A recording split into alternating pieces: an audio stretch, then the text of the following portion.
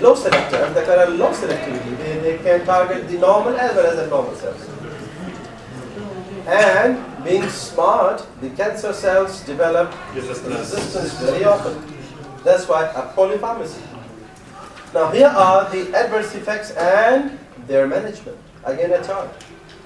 Okay? Now bone marrow, myelosuppression. Okay? What is the treatment? Autograft. Before you give the chemotherapy, you can take a sample of the bone marrow. Okay? And after the chemotherapy, re-infuse. Okay? Autograft. Gene therapy is still experimental. Urinary tract. Nephrotoxicity.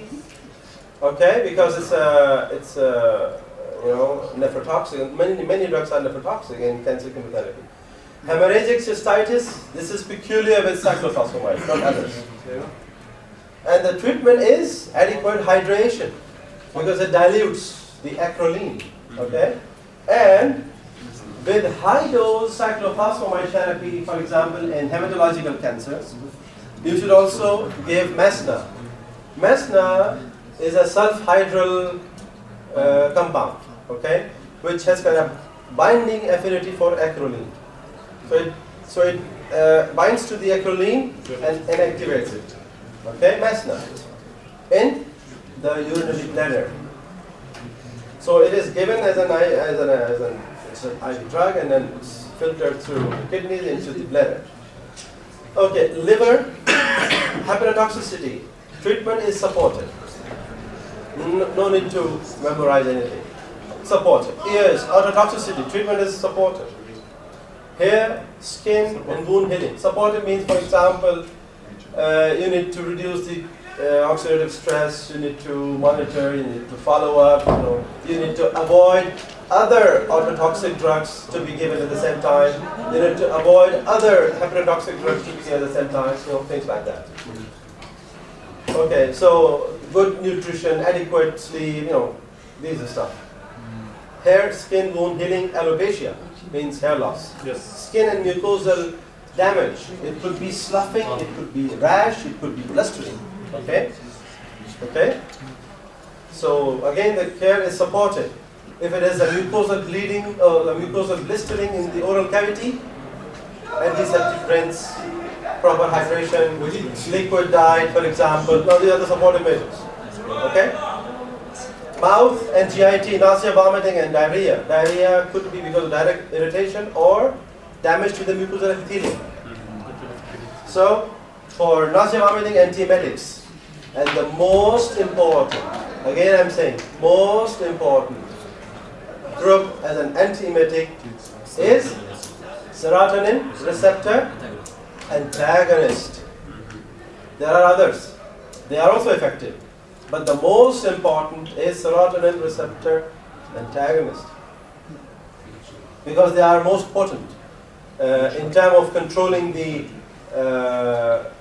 toxin-related nausea vomiting at chemoreceptor trigger zone. Gonads produce sterility and the treatment is supported. Okay? One mechanism could be harvest sperm, harvest ova, and in future advice for the test tube baby. Yes? So fetus, teratogenic. Okay? Sometimes lethal in utero.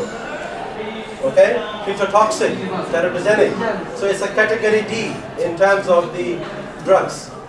The contraindication categories in pregnancy, category A, B, C, D, and X. Which is the most X is the most severe, and D is the second most severe, then C, then B, and A. A is the safest. A is the what? Safe, most safe, safest. So strict contraception, growth in children, stunted growth, no solution. Blood uric acid, yeah, growth hormone you can try maybe. So blood uric acid produces gout. Why?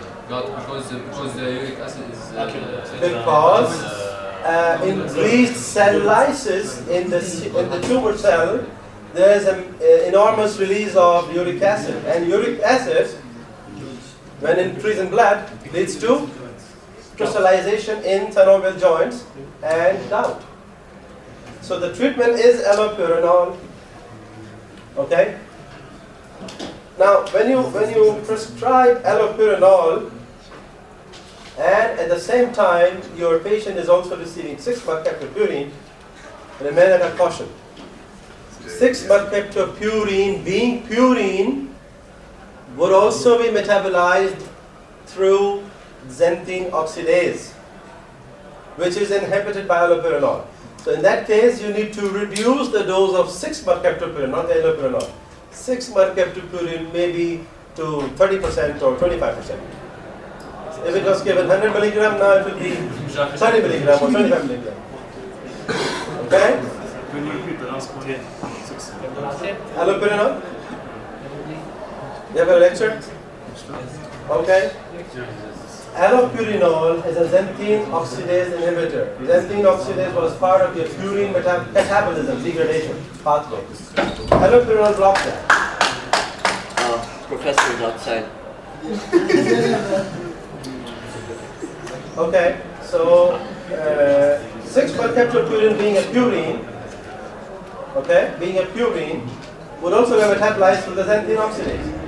Okay, and if you block the enzyme, there would be increased half-life of 6-mercaptopurine and adverse effects. So you need to reduce the dose of 6-MP. Not the drug interaction. Not the yeah. So here you have a couple of slides, and if you're interested, you can go through them. Thank you very much. And you are most welcome to take the presentation.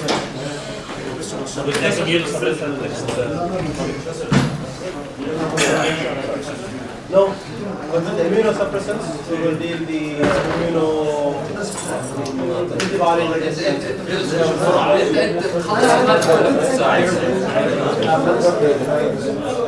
a few more.